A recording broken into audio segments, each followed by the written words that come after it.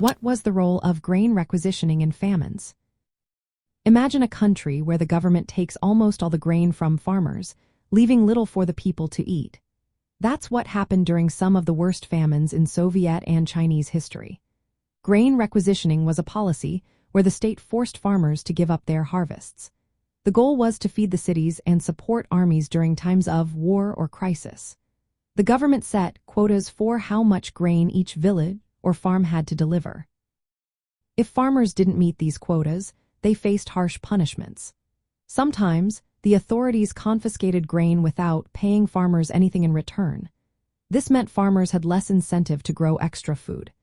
They often hid grain or reduced their planting to avoid losing everything. During the Soviet famine of the early 1900s and the terrible famine in Ukraine called the Holodomor, these policies got even stricter. The government demanded more grain than farmers could produce without starving.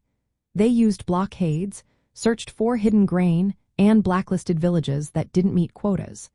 These measures made it impossible for farmers to access their own food. From the communist point of view, grain requisitioning was necessary to build a socialist society. It was seen as a way to fight class enemies like the wealthy peasants called kulaks. The state wanted to redistribute resources from rural areas to urban workers and soldiers. But in practice, this policy caused widespread food shortages and starvation.